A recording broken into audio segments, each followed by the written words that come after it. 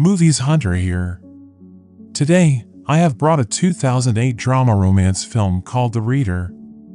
As Germany rebuilds itself in the wake of World War II, a teenager falls in love with a much older woman. But when the woman abruptly moves away, the teenager is left heartbroken. But years later, he discovers that the woman is on trial for a brutal Nazi war crime. To know what happens, watch till the end. The film begins in Berlin in the year 1995, where we see a man named Michael Berg, who is preparing breakfast for a woman named Bridget, with whom he spent the night. Michael tells her that he is going to meet his daughter later that day, who is returning home from abroad after a year. After Bridget leaves, Michael watches a U-Bahn pass by. The film then flashes back to another tram in early 1958 Neustadt, where a 15-year-old Michael gets off the tram. After walking some distance, Michael starts vomiting, as he is not feeling well. A 36-year-old woman named Hannah Schmitz comes there and helps Michael get on his feet. She then assists him in returning home. When Michael returns home, his father suggests that he should see a doctor. The doctor reveals that Michael is diagnosed with scarlet fever and needs to rest at home for the next few months. Because of this, Michael spends most of his time playing with his stamps. Once he recovers, he returns to the place where he met Hannah to thank her for helping him. Hannah doesn't seem interested but then asks him to escort her to work. As she changes her clothes, Michael peeks through the door to see her. But when Hannah catches him spying, Michael runs away in shame. One day while traveling on a tram, Michael sees that Hannah works as a tram conductor. A few days later, he returns to Hannah's apartment to apologize to her. Hannah asks him to bring some coal from the basement. Since he got dirty after the work, Hannah offers to bathe him. She then removes her clothes as well and seduces Michael. As days pass by, Michael begins to visit Hannah after school every day. One day, Hannah asks Michael what is he studying at school. Michael says that he is learning Latin and German, and also suggests Hannah to read a poem that he finds interesting. But Hannah tells him that she would rather listen to him read the poem. As days passed by, Michael continued reading literary works to Hannah. She put forth the condition that Michael has to read her a poem every day, and then only she will make love to him. Their relationship grows stronger and the two start spending more time together. Michael has fallen in love with Hannah, and Hannah too is slowly falling in love with him.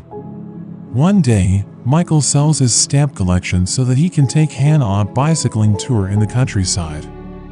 After having lunch, Michael takes Hannah to a church. Hannah is happy to be there and thanks Michael for bringing her with him. Later, Michael tells Hannah that he is writing a poem about her. But when Hannah asks him to read it to her, Michael says that it's not complete yet. One day, Hannah is promoted by the tram company and is now going to work in the office. But she is not happy with the promotion and becomes unsettled. When Michael tries to read her another poem, Hannah snaps at him. Michael gets angry, as it's his birthday and Hannah didn't even bother to ask him how he is. Michael expresses that he loves her, but Hannah pushes him off and slaps him. Michael notices that Hannah is upset and tries to cheer her up. The two then make love at her apartment one last time. Soon after Michael returns to his school, Hannah moves out of her apartment without telling Michael that she is leaving. Michael feels something isn't right and rushes to her apartment, only to find that she is gone. Michael is heartbroken by this and has no idea why Hannah left. 8 years later in 1966, Michael, now 23 years old, is studying law at Heidelberg Law School. As part of a special seminar taught by his professor, he takes Michael and all the other students with him to observe a trial of several women.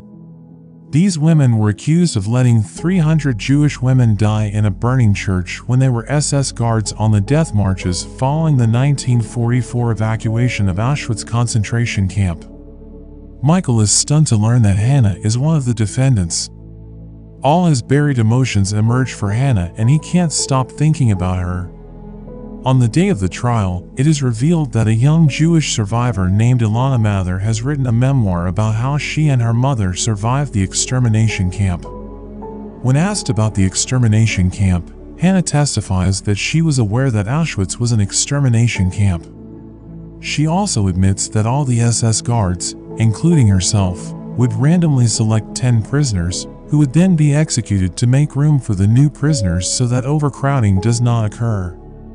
Hannah would choose physically weak and less able-bodied prisoners and send them to their deaths. When Ilana arrives at the court, she identifies Hannah and the other guards who were part of the extermination camp.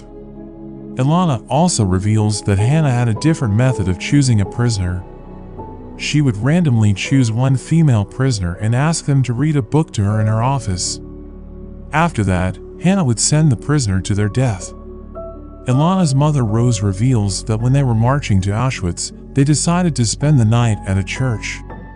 But suddenly, an aerial bombing raid by the Allied forces accidentally hit the church, where more than 300 prisoners were sleeping. The church caught fire and the prisoners tried to escape, but all the exits were locked. The SS guards, including Hannah, had the power to unlock the exits to let the prisoners escape, but they did nothing. All the prisoners died that night, except for Ilana and her mother, who somehow survived the fire. When Hannah is blamed for that night's incident, Hannah strongly denies the accusation, saying that she and the other guards together decided not to open the doors. But the other defendants then turn against Hannah and blame Hannah for writing the report authorizing the church incident. The prosecutor even produces a document with Hannah's signature, proving that Hannah was indeed in charge that night. So the prosecutor asks Hannah to provide a handwritten sample of her signature to compare it to the signature of the document. But Hannah suddenly retracts her denials and accepts that she signed the report. After watching everything, Michael belatedly realizes Hannah's biggest secret: she is illiterate.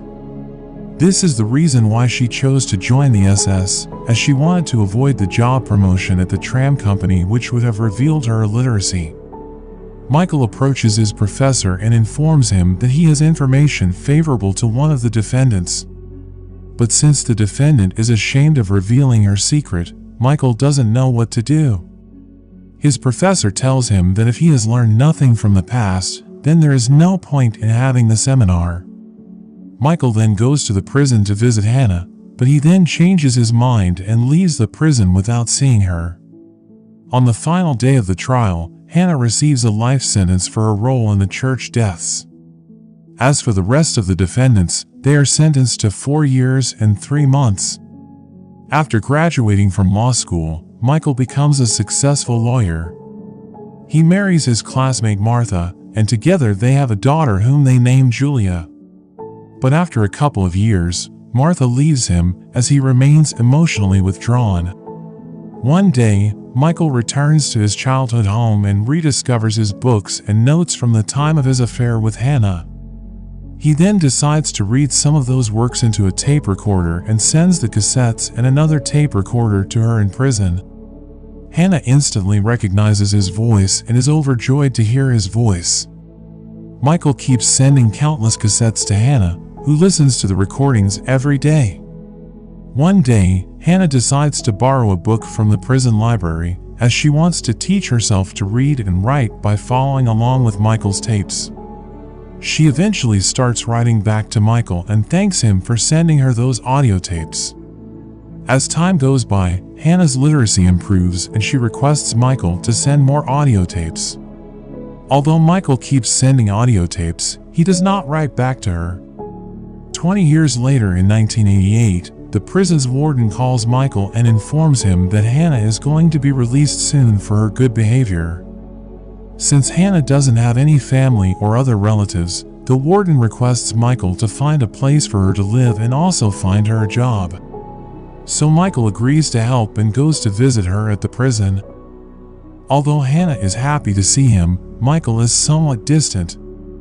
He tells her that he has arranged an apartment and a job for her. When Michael asks Hannah what she has learned from her past, Hannah replies that she never thought about what she did before becoming a SS guard. The dead are still dead, and it doesn't matter what she feels or thinks now. After Michael leaves, Hannah commits suicide by hanging herself in her cell. When Michael arrives at the prison on the date of Hannah's release, he is informed about Hannah's death. Hannah leaves a note to Michael and a T10 with cash in it. In her will, she asks Michael to give her life's savings to Alana, whose memoir of her dreadful experiences in the concentration camp Hannah has read. Later, Michael travels to New York, where he meets Alana. Michael confesses his past relationship with Hannah to her. He also reveals that Hannah was illiterate for most of her life. But Alana rebuffs him by saying that there is nothing to be learned from the camps and that he should go to the theater if he is seeking catharsis. Alana refuses any attempt at a conciliatory gesture but decides to keep the T10 since it is similar to the one she herself had owned before being sent to the camps. But since Alana refuses the money, Michael suggests donating the money to a Jewish welfare organization dealing with illiteracy. In the present day of 1995, Michael reunites with his daughter Julia, who is now 21. He drives her to the church that he and Hannah had visited during their bicycle tour. Michael then shows her Hannah's grave and begins telling her their story.